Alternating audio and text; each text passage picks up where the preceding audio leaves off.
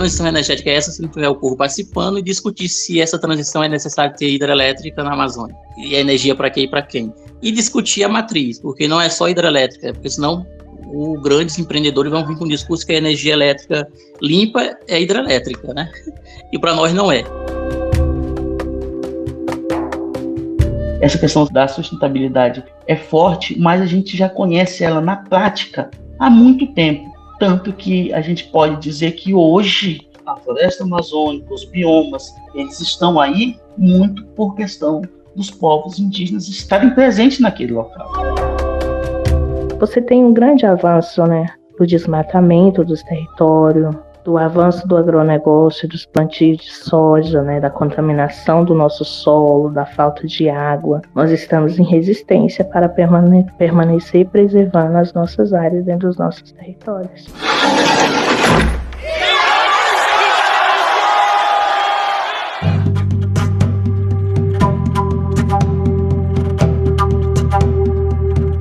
Começa agora o terceiro e penúltimo episódio da série Guardiões e Guardiãs da Floresta, Direito Territorial e Clima na Amazônia.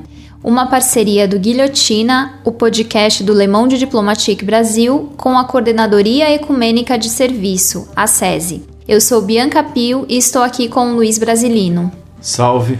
Neste especial, nós entrevistamos indígenas, quilombolas, pescadoras, ribeirinhos, extrativistas, entre outros povos da Amazônia. Eles mostram como seus modos de vida contribuem diretamente no equilíbrio climático. Nosso objetivo com essa série é mostrar que, ao terem acesso ao território garantido, esses povos colaboram para manter a floresta em pé. E no episódio de hoje a gente conversa sobre os impactos dos grandes empreendimentos na vida dos povos da Amazônia. Nós falamos sobre o processo de resistência e os impactos das hidrelétricas do Rio Madeira com o Océlio Muniz, do Movimento dos Atingidos por Barragens. Entrevistamos também a Maria Aparecida Ribeiro de Souza, da Coordenação Estadual das Comunidades Quilombolas do Tocantins. Ela nos falou sobre os impactos do turismo para as comunidades quilombolas do Jalapão, que foram as responsáveis por preservar a área que hoje é um dos principais pontos turísticos do estado. E por fim, conversamos com o Geofan Erasmo Cruz Mandulão, do povo Macuxi e integrante do Conselho Indígena de Roraima. Ele nos relatou a experiência do seu povo no enfrentamento das mudanças climáticas.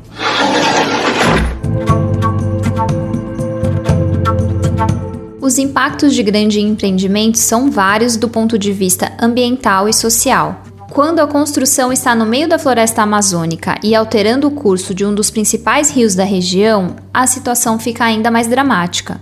Isso porque as comunidades tradicionais e os povos indígenas que ali vivem dependem diretamente da fauna, da flora e dos cursos das águas para manterem seus modos de vida. Para entender a dimensão desse processo, conversamos com Océlio Muniz, da Coordenação Estadual do Movimento dos Atingidos por Barragens em Roraima.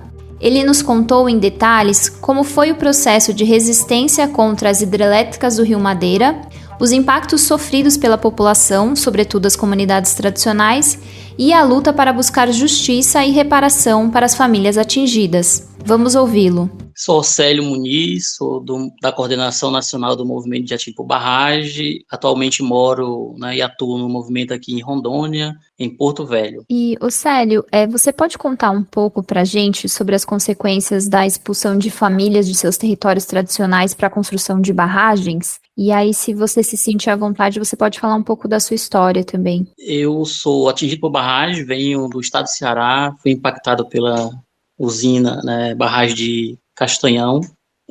Hoje atuo no movimento aqui em Rondônia, aí na luta que a gente fez aí desde os anos 2006 para cá, da luta contra a construção das hidrelétricas do Madeira, né? A gente tem uma luta aqui em Rondônia, né, como em todo o MAB, em todo o país, né, uma luta de organização das famílias, né, impactadas por grandes projetos de hidrelétricas, seja ela para geração de energia elétrica ou barragem para acumulação de água, como é o meu caso no Ceará. E aqui em Rondônia a gente fez um processo de luta, né, contra a construção das hidrelétricas do Madeira, porque a gente entendia que era a abertura da expansão de barragens na Amazônia. Então, construindo as barragens no Madeira seria a abertura de outras hidrelétricas, como isso aconteceu depois, Belo Monte, né, Tapajós, entre outras. Então, o movimento fez um processo de conscientização tentou fazer um processo de conscientização com as famílias, né, a ribeirinha, do Madeira, né, trazendo um processo da consequência da minha vivência enquanto atingido por barragem no Ceará,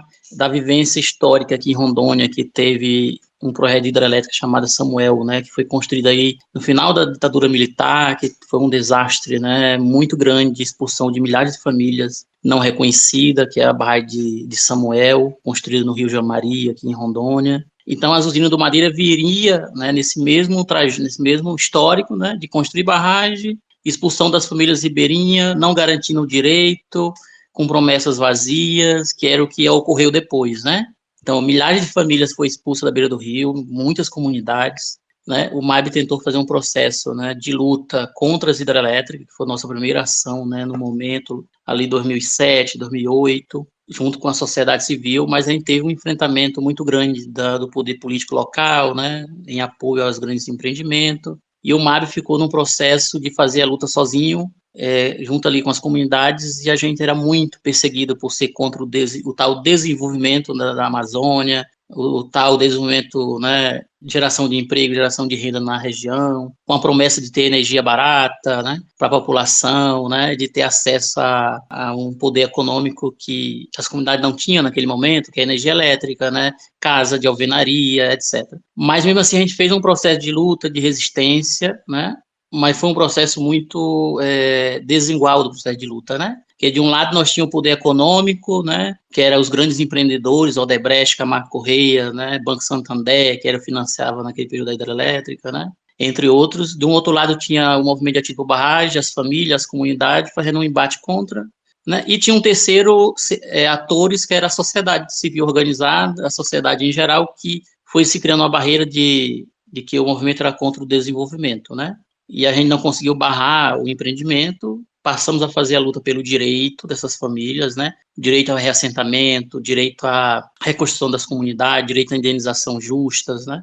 E a gente passou isso a partir de 2009, 2010, né? Fazer com que essas famílias que iam ser impactadas, iam ser removidas das suas comunidades de origem, tivessem seu direito garantido. Foi uma luta muito grande também, né? Várias comunidades atingida, né? A gente teve um processo de luta e resistência para que garantisse o direito ao reassentamento, muito precário, mas hoje a gente conseguiu que mais de 500 famílias fossem reassentadas, né? Sair da comunidade para outras comunidades, reconstruída pelo empreendedor, mas muitas famílias ainda aceitaram as propostas de indenização individualizada, que foram morar na cidade, hoje vivem na periferia da cidade, no centro urbano de Porto Velho, e muitas famílias que ainda não foi reconhecida, que ainda nós temos. Família de pescadores, por exemplo, o empreendedor não conseguiu apresentar uma proposta de reinserção da atividade produtiva, da pesca. Muitos pescadores hoje não têm essa atividade produtiva restabelecida, né?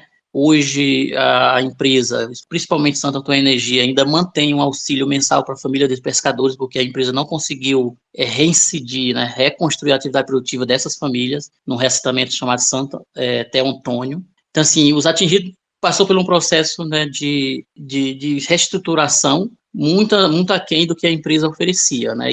Isso com muita pressão do movimento de ativo por barragem, para que esses atingidos fossem garantidos o seu direito, porque as empresas queriam dar o mínimo do mínimo, né? Célio, as hidrelétricas ainda são vistas por muita gente, né, como uma forma de produzir energia limpa, mas a gente sabe, a trajetória do MAB mostra isso, que o processo de construção gera muitos impactos sociais e ambientais. Você pode elencar aí os principais problemas aí desse tipo de empreendimento? Sim, especificamente no Madeira, eu queria citar, a usina do Madeira faz parte de um complexo de construção de grandes projetos, né, na Amazônia. Então, esse complexo que a gente chama usina do Madeira Geral e Santo Antônio, que já foi construída, né, a distância de uma barragem para outra são de 100 quilômetros. A barragem de Santo Antônio está próximo da capital a 7 quilômetros, a barragem mais próxima de uma capital no país. E dentro desse complexo do Madeira que a gente chama, tem previsão no projeto deles de mais 2 hidrelétricas, uma binacional, Brasil-Bolívia e outra dentro da Bolívia. E dentro desse complexo tem uma hidrovia, pensada por Rio Madeira, a rodovia transoceânica e uma ferrovia. Então, todo um projeto pensado para essa região nossa aqui do Madeira, que é afluente do Amazonas. Todo esse processo de impacto, ela vem, no processo de estudo dessas hidrelétricas do Madeira, eles previam uns eixos, por exemplo, Giral, a barragem direta de Giral. Todos os impactos ambientais previa para um espaço de construção, um barramento. Quando eles ganharam o leilão do governo federal, eles mudaram o eixo da hidrelétrica, 9 quilômetros abaixo do rio, sem fazer novos estudos. Simplesmente decidiram que era melhor financeiramente para o empreendedor mudar o eixo da hidrelétrica e mudaram. 9 quilômetros. Isso trouxe consequências depois que eu vou citar. Outro processo de mudança depois do estudo de impacto ambiental foi a Santo Antônio Energia pediu um aumento de 80 centímetros do reservatório para colocar mais 6 turbinas, sem fazer novos estudos de impacto ambiental, sem dimensionar novas áreas atingidas, novas famílias impactadas. Então, eles pediram no processo da construção da hidrelétrica, depois de ter aprovado pelo IBAMA o estudo de impacto ambiental e a RIMA. Isso é a Santo Antônio Energia. Então, o projeto inicial das duas hidrelétricas era 44 turbinas. Hoje, as duas, nesse processo de construção, aumentaram mais 6 turbinas cada hidrelétrica. Giral, além de mudar o eixo original dentro do estudo, aumentou mais 6 turbinas. Santo Antônio teve aumento de 80 centímetros, 44 turbinas, subiu para 6 turbinas. Então, as duas hidrelétricas elas mudaram o seu projeto original, sem fazer projetos, estudo de impacto, né, ambientais. E isso teve consequência, específico na Madeira. As usinas hidrelétricas de Madeira, elas previam uma inundação inicial, né, de 52,9 mil hectares de floresta, né, de reservatório, né. Com essas mudanças do período, né, de construção, sem fazer estudo de impacto ambiental, uns pesquisadores, né, no Brasil e nos Estados Unidos fizeram um levantamento que, em 2015, os reservatórios das duas hidrelétricas avançou para 87 mil hectares de áreas inundadas, que não estava previsto no estudo ambiental anterior. E isso a gente desconsidera esse impacto que teve com a floresta amazônica, que foi inundada, mais de 16 mil hectares de floresta foi indenizada na região. Que aí ele não dizia claramente para a população esse processo de impacto. Isso a gente foi descobrindo no processo da luta com pesquisadores, né, fazendo um processo de denúncia, né, o Felipe Fransadi, que é um pesquisador do INPA da Amazônia, que ajudou a gente a fazer esse processo de denúncia e tal. Isso, o impacto a mais que esses empreendimentos, né, faz, né, durante o processo de construção, que nem sempre o processo inicial é o que prevalece, né. E isso demonstra, né, era prevista a inundação de uma área específica, e isso começou a construção das hidrelétricas do Madeira em 2009, em 2015 demonstra o aumento de área a mais inundada que não estava previsto no estudo do impacto ambiental. Outro impacto que a gente acompanha hoje é o impacto da pesca, né? Em 2 grandes eixos, né? Primeiro, que desde o início a gente dizia que a construção das hidrelétricas, não só do Madeira, ela impacta a atividade pesqueira, diminui a pesca, né? E o Rio Madeira, na Amazônia, é um dos maiores afluentes que tem o processo dos peixes subir o rio para fazer a desova, né? E fazia o bagre, especificamente o peixe chamado o bagre, né, fazia na cachoeira de Teotônio, que foi inundada. E hoje os pescadores sentem, né, o impacto da diminuição da atividade pesqueira em toda a bacia do Madeira. Né, diminuiu, porque diminuiu a atividade do peixe subir o rio, né, e descer. E outro impacto foi que os empreendedores não garantiam o direito aos pescadores. No primeiro, eles não conseguiram ter um levantamento preciso de quantos pescadores viviam na beira do rio, não conseguiram fazer a execução de uma condicionante, né, que era desenvolver atividade produtiva aos pescadores. Não foi garantido isso. Isso é uma luta ainda do MAB aqui na região. Tem uma comunidade inteira de pescadores que o povo não tem mais atividade específica de pesca como a sua atividade principal, e entre outras. E dentro disso teve o assassinato de nossa militante, Nicinha, que era uma liderança dos pescadores, que fazia luta pelo direito dos pescadores, e foi nesse processo da nossa luta ela foi assassinada, que até hoje não tem esclarecido, né, o motivo do assassinato da companheira nossa militante do MAB. Então, esse é um dos impactos que a gente visualiza, que isso acontece em todo o empreendimento de hidrelétrica, né? Outro grande impacto aqui na região do Madeira foi porque o povo vivia da agricultura de várzea, né? O rio, no período de enchia normal, enchia amazônico, o rio enchia, no período de seco o rio desce, e o povo aproveitava aquela área riquíssima em proteína, né, em biodiversidade, para fazer a produção da agricultura de várzea. Com a construção das hidrelétricas, isso mudou. Não existe mais agricultura de várzea. O rio, ele perdeu o ritmo natural do rio, né? Quem controla o rio hoje é a hidrelétrica, né? E o povo não tem mais, como era antes, a grande produção, né, no Baixo Madeira, que é uma área produtiva, né? Era uma área grande produtiva de várzea, né? E atualmente, né, que a gente está falando aqui com vocês, aqui, o Rio Madeira hoje está muito seco, né? Está muito preocupante. Está impactando hoje a agricultura de várzea, que ainda o nosso povo produz. Está impactando o transporte, né, das comunidades ribeirinhas entre as comunidades ribeirinhas. Está impactando a questão da água para o consumo humano, que os poços estão secando, né? E a própria usina hidrelétrica foi preciso, né, parar a geração de energia, porque não tem água. Então tem que soltar ironicamente, água. Né? né? Ironicamente. E aí, a nossa defesa é libere a água para o povo, porque quem precisa, tem vida abaixo do rio, né? E não é só Santo Antônio, nós esperamos que a Geral, que é outra hidrelétrica acima, também libere água, porque tem água nos 2 reservatórios, né? Então, libere essa água para o povo, né? E isso é consequência da mudança climática, mas também num processo que as usinas, ela, tipo assim, acelerou esse processo, as usinas hidrelétricas no Madeira, ela acelerou esse processo.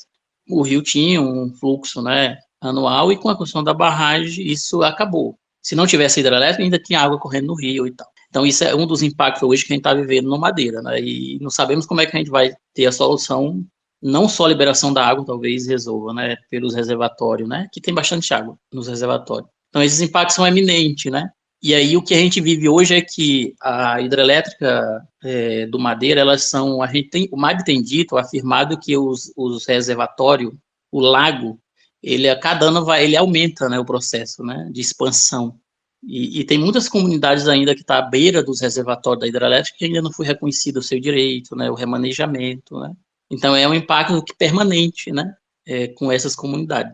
E isso não é diferente nos outros empreendimentos na Amazônia, né. Belo Monte, que é onde o MAB acompanha também, tem a Volta Grande do Xingu, que tem um grande impacto da seca do rio, né? E várias outras comunidades à beira do reservatório. Então, além de inundar as florestas, desmatar, tem o avanço do lago, né? Em cima das comunidades e essa questão da pesca também. E também essa questão da grande biodiversidade que tem nesses rios, né? Isso impacta. Uma hidrelétrica no rio.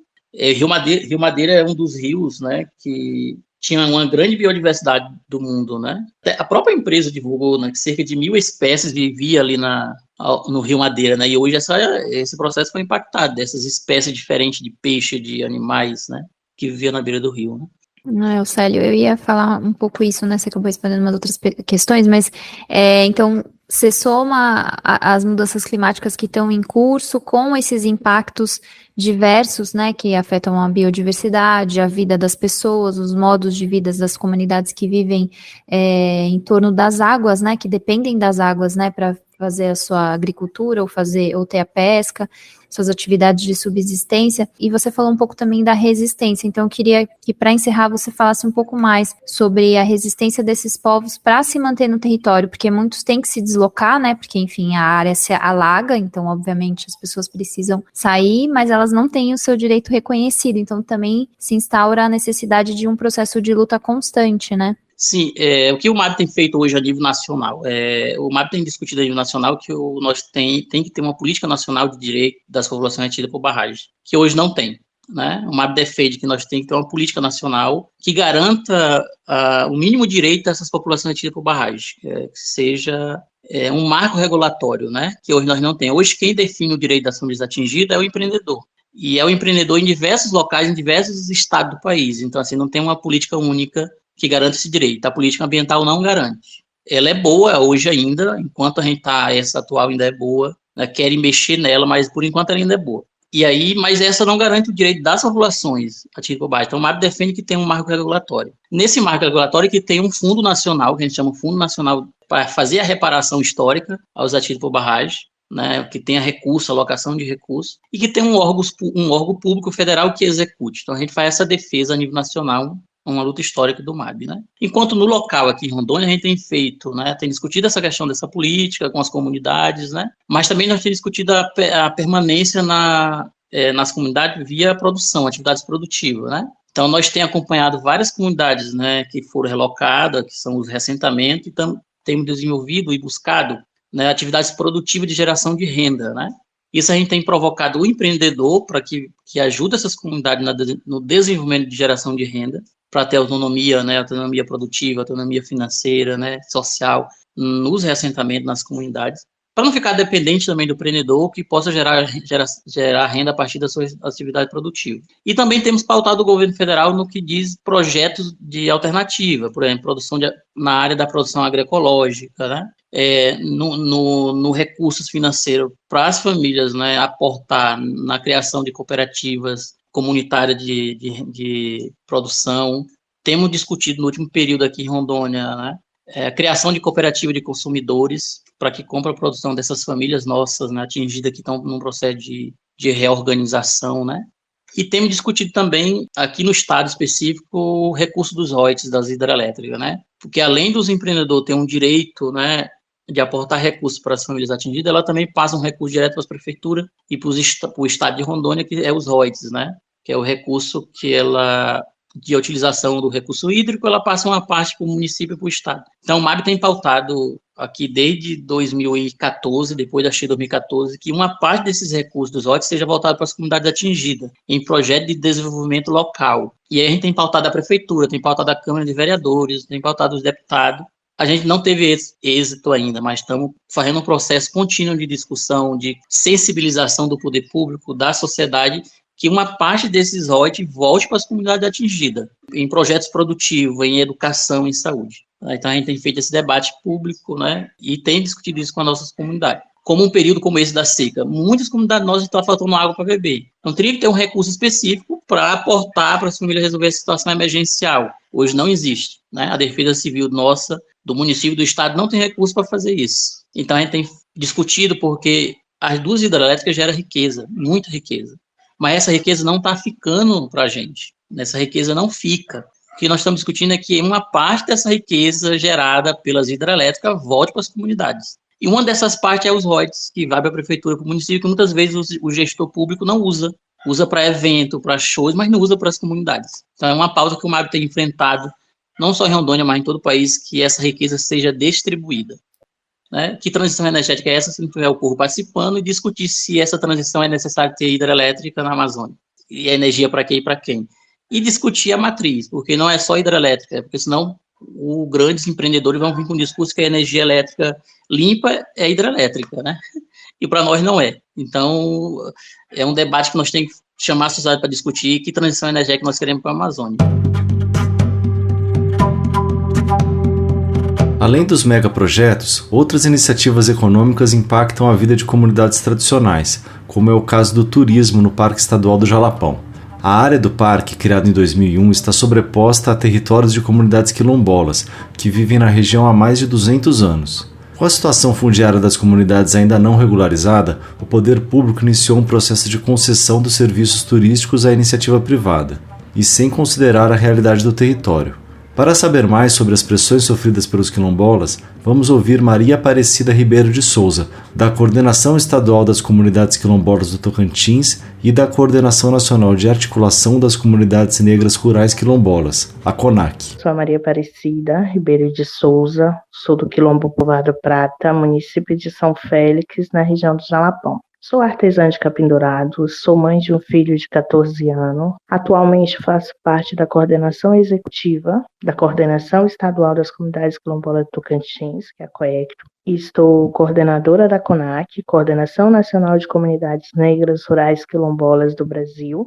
Estou coordenadora executiva pela região norte e estou presidente da Cooperativa Central do Cerrado, na qual a minha associação é cooperada a essa cooperativa. Cida, o Parque do Jalapão existiria sem as comunidades quilombolas?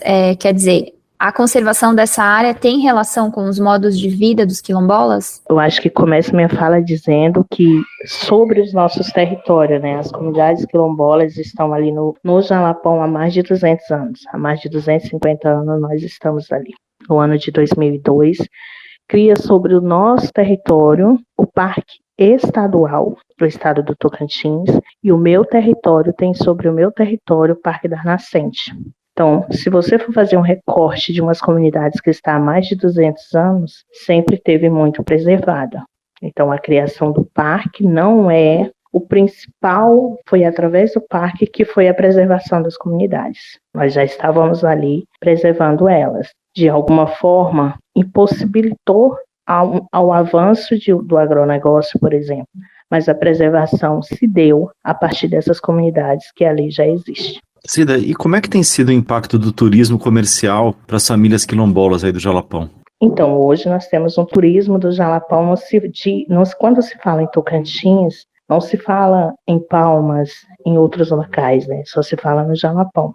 Então, a gente vê que mudou muito, o impacto é muito grande após o Jalapão ter sediado uma gravação de uma novela, né? Então, isso duplicou as visitas. Mas também vale ressaltar que nós temos comunidades que têm o turismo de base comunitária. Por exemplo, o Quilombo Povoado Prata recebe o turismo de base comunitária. O Quilombo Mumbuca, Carrapato, Formiga e Ambrós, Boa Esperança e as quilombolas Rios, todos recebem o turismo de base comunitária. Mas, para nós, é mais desafiador, porque nós estamos falando de um turismo de base comunitária com um turismo avançado, né? Com grandes agências de fora. Porque hoje no Tocantins tem mais de quase 200 agências e 70% dessas agências são de pessoas de fora do estado. Então, assim, há uma desigualdade e avançou muito. Mas ao mesmo tempo que avança com essa desigualdade, avançou também para as comunidades, né? Que hoje nós temos um número maior de pessoas com agência, pessoas que são guias locais, quilombolas que são guias locais, quilombolas com empreendimento, quilombolas com estabelecimento. Mas ainda há uma dificuldade dessa grande aceitação dos turistas de fora, né, dessas agências de fora, levar esse turista dentro das comunidades. E Cida, o Parque do Jalapão foi concedido recentemente para iniciativa privada, né? Queria te perguntar se esse processo respeitou o direito à consulta prévia das famílias quilombolas. Como é que foi? Olha, foram dias muito difíceis para o movimento quilombola no ano de 2002, né, que teve o processo da privatização do Parque Estadual do Jalapão. Nós, enquanto movimento social, movimento quilombola, organizamos, criamos o protocolo de consulta dessas comunidades. Foi uma luta árdua, né, que não foi uma luta tão fácil. E a gente conseguiu barrar esse processo de privatização, porque para nós, no Jalapão, nós não temos um território quilombola regularizado. Então, o nosso principal desafio hoje é que regularize o nosso território, que pense no turismo de forma avançada, como está, né, que hoje o Tocantins está para o mundo, mas ao pensar no Tocantins para o mundo, que pense nessas comunidades que preservou esses lugares que estão vendendo para o mundo, né, que pensamos nos territórios. Então, a nossa principal luta era a questão do território, mas vale lembrar que na época da construção não teve essa consulta às comunidades, não houve. Nós só ficamos sabendo que estava esse processo de privatização do Jalapão. Ele foi barrado, né? O processo de privatização com essa luta do movimento, ele foi barrado. No entanto, hoje se fala do Jalapão no avanço de outras formas. Não se fala a palavra privatização, mas fala em outras formas, né? Quando você não preocupa em regularizar os territórios, em regularizar para as comunidades, você está pensando num grande avanço do turismo para aquela região, né?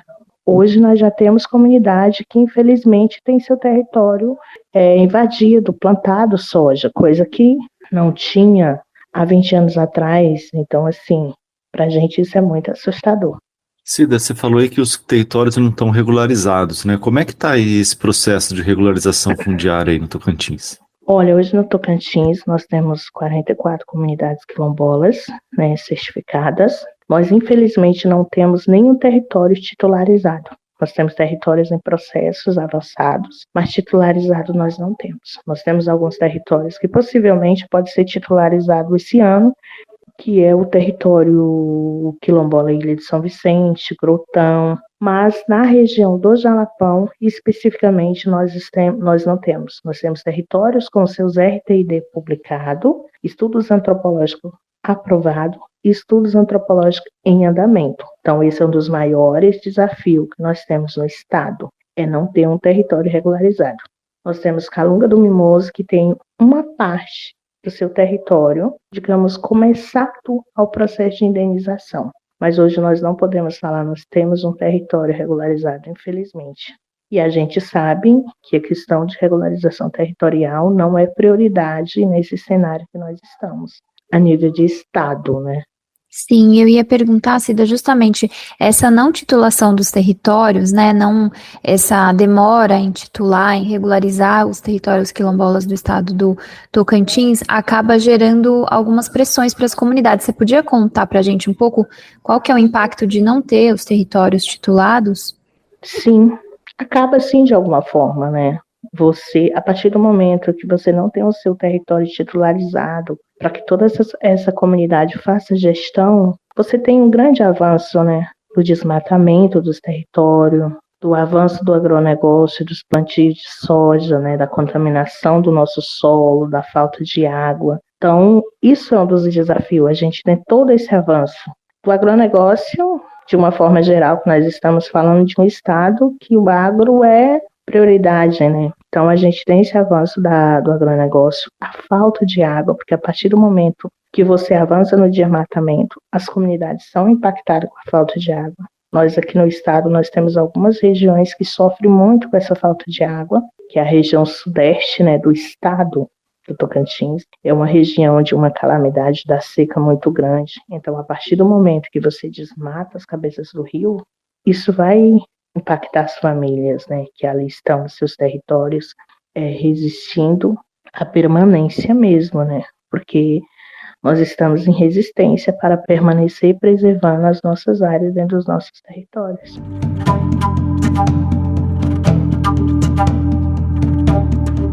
Há mais de 20 anos, o Conselho Indígena de Roraima vem monitorando e protegendo as terras indígenas do estado, com a ajuda de ferramentas construídas pelas próprias lideranças e comunidades. Entre as iniciativas estão o Plano de Enfrentamento às Mudanças Climáticas e os Planos de Gestão Territorial e Ambiental. De acordo com Geofan Erasmo Cruz Mandulão, do povo Macuxi e integrante do Conselho Indígena de Roraima, essas populações estão trabalhando na elaboração de um protocolo de consulta prévia. Vamos saber mais sobre isso com o Geofan. Eu sou Geofan Erasmo Cruz Mandulão, sou do povo Macuxi, eu falo daqui de Roraima, do extremo norte do Brasil. De formação acadêmica, sou engenheiro agrônomo de formação e estou atuando hoje no Departamento de Gestão Territorial e Ambiental de uma organização daqui do estado, creio que uma das maiores do país, Conselho Indígena de Roraima, né? E a gente vem atuando dentro do Departamento de Gestão Territorial e Ambiental. E Geofan, para começar a nossa conversa, você podia contar para a gente um pouquinho sobre as principais pressões que são enfrentadas pelos indígenas na proteção dos territórios aí no seu estado? No olhar da indústria, no olhar do grande empresário de monocultivo, grande empresário agroindustrial, a gente tem essa visão de que nós, povos indígenas, mantendo o nosso território, o nosso ambiente como ele é, e a gente mantendo a floresta em pé, mantendo essa vida saudável que a gente leva, nós, povos indígenas, a gente não gera nada de lucro, de produto dentro do nosso... Além de não produzir nada dentro do nosso território, eles acham que a gente não traz benefícios lucrativos financeiros para a sociedade em geral. E isso é o que a gente tem combatido bastante dentro do nosso território, dentro das terras indígenas, não só aqui do estado de Roraima, mas também da Amazônia no geral. E isso a gente vem combatendo significativamente, principalmente relacionado a alguns pontos. Hoje, isso está ligado muito em relação às mudanças climáticas, porque a gente vê as áreas mais preservadas, mais conservadas, estão dentro das terras indígenas. E em relação ao racismo ambiental, os grandes empreendimentos vêm batendo em relação a isso, que os territórios, as terras indígenas, elas são improdutivas do ponto de vista econômico para eles. Esse modo de vida não dos povos indígenas faz com que eles tenham essa visão em relação aos territórios e aos povos indígenas. Mas, hoje, na realidade que estamos, dá para mostrar que esse racismo ambiental de não produzir do modo de ver dos povos indígenas, a gente vê que agora isso está caindo por terra, como a gente costuma falar, porque a gente vê as mudanças climáticas atacando, a gente vê que a qualidade de vida, a qualidade de água potável a gente tem dentro dos territórios e que isso não gera um lucro financeiro para quem tem aquele modo de vida, mas para o nosso é compatível, tanto que a gente vem há muito tempo tendo esse mesmo modo de vida. Geofan, eu acho que seria interessante explicar para quem está ouvindo a gente um pouco sobre esse modo de vida e por que o meio ambiente no entorno, né, de onde vivem os povos indígenas e outros povos e comunidades tradicionais é tão preservado, né? Porque justamente uma coisa que tem se valorizado é o combate às mudanças climáticas, e isso acaba sendo feito na prática por vocês, né? Então você podia explicar um pouco para a gente, por favor? Claro, perfeitamente. Hoje a gente tem dentro da academia e falado hoje no mundo inteiro, tem falado um pouco dessa questão da sustentabilidade. O modo de vida, o modo de viver, o bem viver dos povos indígenas é isso, é sustentável. Hoje a gente só vive e extrai aquilo que é necessário dos nossos territórios. A gente tira somente o que é de consumo para comer, somente a caça necessária, somente a pesca necessária. A gente quer somente o necessário para a gente viver. E isso, no nosso modo de vida, é fundamental para que a gente exista até hoje. Por quê? Porque a gente vivendo desse modo, a gente só consegue, falando monetariamente, a gente só consegue mandar para fora do nosso território o que é excedente. Mas procuramos saturar, dar todas essas condições de bem viver para os nossos povos, dentro das nossas terras indígenas, e aí, se houver algum excedente, então a gente faz a comercialização. Porém, tudo que é gerado, tudo que é produzido, tudo que é feito é para atender as comunidades e as pessoas que vivem ali dentro. E isso tem gerado para a gente, no nosso modo de vida dos povos indígenas, essa parte de que a gente consegue, além de sobreviver ao longo do tempo, a gente consegue fazer uma gestão melhor do território. Então, fazendo a gestão melhor do território, a gente sabe qual é o significado de uma árvore em pé, tanto que a gente não derruba, não olha para uma floresta, não olha para um igarapé, não olha para o solo, não olha para a vegetação como simples poder monetário. A gente olha como se aquilo é parte do nosso viver, do nosso cotidiano, do nosso dia a dia. Então, a gente matando, degradando, poluindo aquilo ali, a gente não tem de onde extrair. Então, isso é o modo de vida dos povos indígenas. A gente vive assim há muito tempo.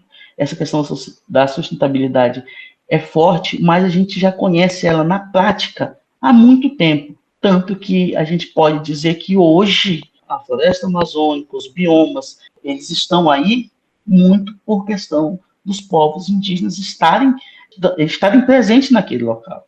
Hoje a gente consegue a proteção de terras, das florestas, dos biomas, porque os povos indígenas estão presentes neles. Então a gente só extrai o necessário. Esse modo de vida dos povos indígenas é o que faz com que isso ocorra.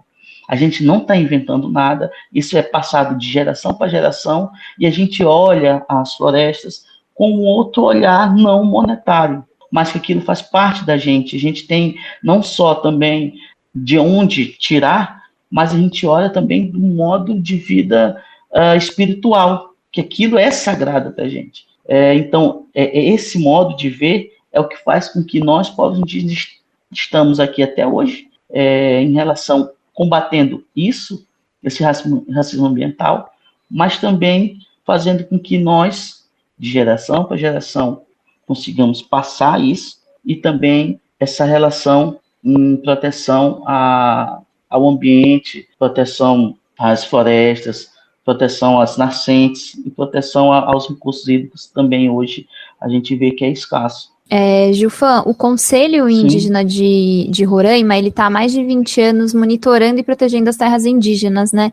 Com a ajuda de ferramentas construídas pelas próprias lideranças e comunidades. Então, acho que seria importante você contar que ferramentas são essas, como é que vocês fazem essa proteção e se organizam internamente para fazer isso, se vocês têm ajuda do governo brasileiro, não tem, vocês fazem por conta. Acho que era importante contar um pouco o exemplo de vocês. Tá certo. A gente tem que entender por que os povos indígenas, no geral, começou a ter agentes, a se organizar dentro dos seus territórios, né? A gente precisa entender um pouco isso antes de eu falar por que a gente vem fazendo isso, por que o Conselho Indígena de Roraima vem fazendo isso dentro do estado de Roraima. Num contexto geral do estado de Roraima, 46% das terras do estado são terras indígenas, então isso já é significativo. Então, boa parte desses 46% das terras indígenas, um pouco é o bioma floresta amazônica, e um pouco é o lavrado, que a gente chama, que é muito semelhante ao cerrado que a gente tem no centro-oeste ali. E isso, devido a grande parte, grandes áreas que a gente tem de terras indígenas, o governo, ele não, tanto o governo municipal, como estadual, quanto federal, ele não atua em proteção dos povos indígenas. Em que sentido ele não atua de proteção? Ele não faz o monitoramento e vigilância das terras indígenas contra as invasões, ele não faz monitoramento, proteção e vigilância contra a grilagem de terra, contra a invasão de garimpeiro, contra o garimpo em si, contra a extração de madeira ilegal, contra a monocultura, contra a pecuária em grande escala. Então, devido a isso, nós, como Conselho Indígena de Roraima, a gente começou a ter ações e começou a ter estratégia para que a gente pudesse atuar dentro do nosso território, claro, de forma organizada e dentro daquilo que a lei também nos permite. Então, o Conselho Indígena de Roraima ele começou a ter ações. De que forma? Ele começou a formar agentes dentro das comunidades indígenas. Aqui no estado de Roraima, nós temos 10 regiões com 11 povos diferentes. Então, a gente atua dessa forma, dividindo o estado por regiões, onde é característica de cada região prevalecer um povo específico. E aí a gente começou a formar agentes dentro das comunidades, que a gente chama, que são nossas bases. O Conselho Indígena de Roraima atua diretamente com as comunidades, não tem associação que intermedia isso, diretamente. Começamos a formar agentes, atores que a gente fala dentro das comunidades. Quais são esses atores? São os brigadistas. A gente tem uma área muito grande para atuação em combate a incêndio florestal. A gente sabe que a gente está na linha do Equador. Para nós, só existe dois sistemas de clima específico, que são 6 meses de chuva e 6 meses de seco geral. Então, começamos a fazer a formação dos brigadistas comunitários indígenas, em parceria com alguns parceiros em relação monetária, para que pudesse ocorrer isso. Então, o Conselho Indígena de Roraima começou a trabalhar isso dentro das regiões, a formação dos agentes, né, dos brigadistas. Também, junto disso, teve a atuação do Conselho Indígena de Roraima em relação a formar um agente específico para tratar sobre direitos indígenas e sobre conflitos e sobre entender quais eram os direitos que a legislação, que a Constituinte tinha em relação às terras indígenas. Então, isso foi formado também os operadores de direitos indígenas, né? Indígenas em direito, que faz essa parte de entender como é que ocorre qualquer conflito, como que pode se resolver e qual é a legislação pertinente relacionada às terras indígenas. Também a isso a gente teve 2 agentes também de grande importância, que são o GPVITS, que é Grupo de Vigilância Territorial Indígena, Grupo de Proteção e Vigilância Territorial Indígena, GPVIT, que faz essa parte de vigilância, de monitoramento dos limites das terras indígenas de todo o estado de Roraima. Então, a gente começou a ter isso porque devido à ausência do governo. Não é uma coisa que a gente queria fazer. Se você me perguntar, vocês querem fazer isso? Eu falei, não, porque não é nossa obrigação. Mas é necessário que a gente faça isso, porque senão todos os nossos territórios ficam desprotegidos. E tivemos os ATAIs, que são os agentes territoriais e ambientais indígenas, que fazem esse monitoramento em relação ao ambiente, ao monitoramento do clima, faz levantamentos climáticos, faz levantamento de produção, faz as demandas relacionadas ao meio ambiente, como as terras indígenas estão em relação a isso. Então, a gente tem 4 atores principais atuando já dentro do estado de Roraima, que são GPVIT, ATAIs, brigadistas e operadores de direito, que fazem esse monitoramento. E, recentemente, conseguimos agregar, devido às novas tecnologias, conseguimos agregar mais um agente através de um departamento nosso, departamento de comunicação, que estão em formação agora, os comunicadores indígenas, no qual todo o trabalho realizado por nós que eu falo, os agentes na base, nós, Conselho Indígena de Roraima, como organização, precisam ser divulgados. Para quê? Novamente, para que seja combatido isso, do racismo ambiental, que o indígena é preguiçoso, que o indígena não faz nada, é muita terra para pouco índio, não tem nada com isso, para mostrar que nossos territórios, nossas terras indígenas estão intactas, são sim produtivas para quem? Para nós. Tem que ser produtiva para os povos que ali vivem, não para a sociedade em geral. Nós somos autossustentáveis. Isso é o que importa para nós. Que o artigo 231, 232 fala isso. Usufruto exclusivo dos povos indígenas. Então, a gente tem que mostrar como que ocorre isso na prática. Então, a gente tem esses 5 agentes agora atuando em todas as terras indígenas do estado de Roraima. E falando um pouco sobre nossa forma de atuação, as ferramentas que a gente tem, então eu falei um pouco da formação dos agentes, mas as ferramentas que a gente tem, como que a gente monitora isso, nós hoje no Conselho Indígena de Roraima, a gente conta com um laboratório, né, de SIG, de Sistema de Informação Geográfica, creio que foi o primeiro implantado em uma organização indígena do país, e hoje funciona muito bem, já há mais de 10 anos, creio que entre 15 anos já funcionando perfeitamente. Qual é o papel do Laboratório de Sistema de Informação Geográfica dentro desse contexto? Todas as informações geradas dentro dos nossos territórios, dentro das nossas terras indígenas, precisam passar por um olhar mais técnico, para que seja também colocado para a sociedade em geral. Então, isso serve como um filtro para a gente. Além disso, o nosso laboratório ele conta com os equipamentos, vamos dizer, mais sofisticados, os necessários para que isso a gente possa produzir ferramentas que a gente consiga facilitar o nosso trabalho. Quais são as ferramentas? Hoje a gente produz o nosso próprio mapa, hoje a gente imprime nossos próprios mapas, todos os mapas produzidos pelo Conselho Indígena de Roraima têm referência tanto nos órgãos públicos quanto nos órgãos privados, além das parcerias. Muitas das ações feitas pelos órgãos públicos, Ministério Público Federal, Ministério Público Estadual, Polícia Federal, Exército Brasileiro, todos isso saem daqui, as bases saem do Laboratório de Sistema de Informação Geográfica do Conselho Indígena de Roraima, onde são produzidos mapas, coletados pontos, e a gente consegue trabalhar especificamente essa demanda de proteção, vigilância e monitoramento territorial. Além disso, a gente tem drones, temos equipes em campos para poder fazer esse levantamento, né? E hoje a gente tem orgulho de falar que todas as terras indígenas do estado de Roraima têm o seu plano de vida, que é o Plano de Gestão Territorial e Ambiental das terras indígenas do estado de Roraima. Todas têm seu plano de vida. Então, isso é uma ferramenta importantíssima que está dentro de uma política nacional, que é a PNGAT, que recentemente também novamente teve um decreto, né, para que isso tem essa legislação mais vigente. Então, a gente teve isso que ocorresse, onde os nossos planos de vida são reconhecidos dentro da legislação brasileira.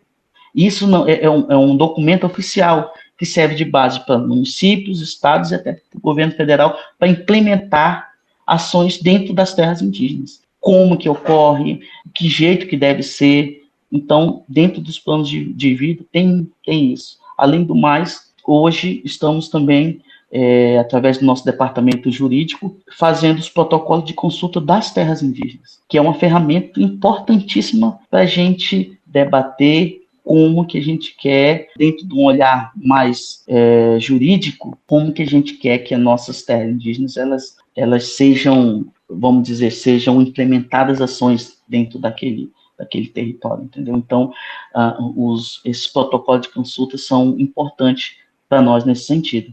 E, Gilvan, assim, para encerrar a entrevista, eu queria te perguntar também sobre o plano de enfrentamento às mudanças climáticas que vocês já produziram e te perguntar como é que está a discussão sobre mudanças climáticas dentro das comunidades indígenas aí da Amazônia.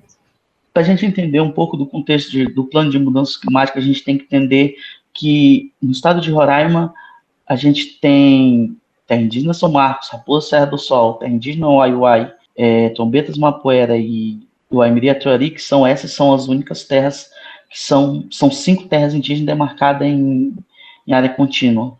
Dessas 5, sobram 27 em terras indígenas demarcadas em ilhas. Então, é uma quantidade muito grande de terras indígenas demarcadas em ilhas.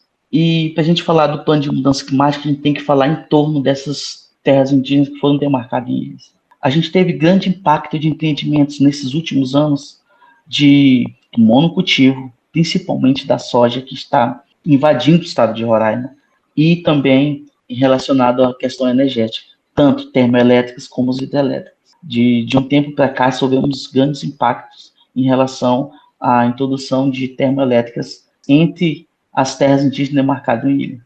A gente começou a perceber que o nosso território não era mais o mesmo.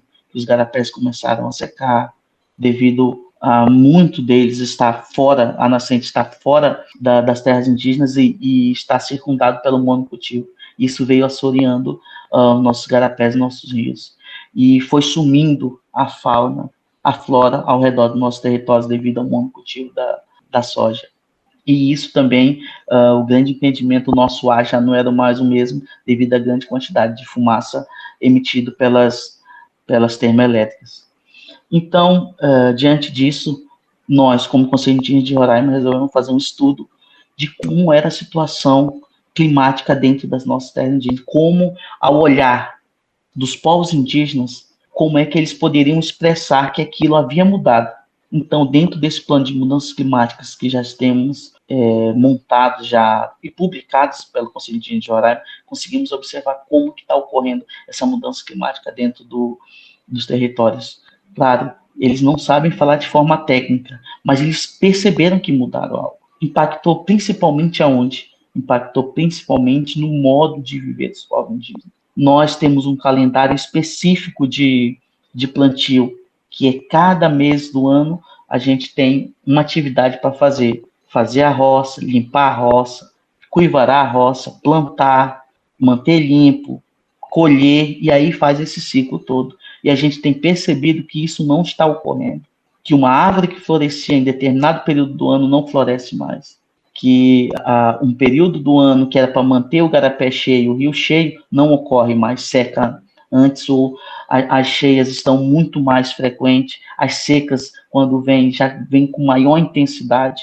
Então, a gente conseguiu colocar dentro do plano essa vivência dos povos indígenas em relação às mudanças climáticas. E isso quando a gente evidencia que isso está ocorrendo, a gente consegue planejar ações para amenizar. E a gente não fala adaptação às mudanças climáticas, porque a gente não tem que se adaptar. Isso não é uma coisa dos povos indígenas. A gente fala plano de enfrentamento às mudanças climáticas. E isso vem ocorrendo em todos os territórios daqui do estado de Roraima. A gente vem sentindo essa mudança climática. E aí a gente tem feito esses planos de enfrentamento para que a gente tenha ações, tenha dados, tenha informações para implementar ações dentro dos territórios.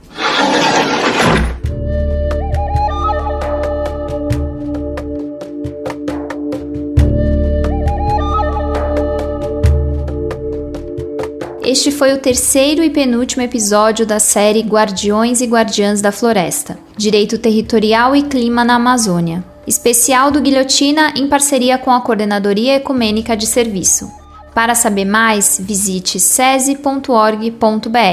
Obrigado a você que nos ouviu até aqui. Voltamos na quinta-feira com o episódio regular do Guilhotina e daqui a 15 dias com o último episódio especial desta série. A apresentação e o roteiro deste episódio foram feitos por mim, Luiz Brasilino, e pela Bianca Pio. O apoio de produção é de Tarsilo Santana, Vinícius Benites e Marcela Gomes. A edição é da Beatriz Pasqualino e a sonorização do André Paroche, pela Rádio Tertúlia. Série especial Guardiões e Guardiãs da Floresta, Direito Territorial e Clima na Amazônia. Uma parceria do Guilhotina, o podcast do Le Monde Diplomatique Brasil, com a Coordenadoria Ecumênica de Serviço, a SESI. Apoio técnico, Rádio Tertúlia.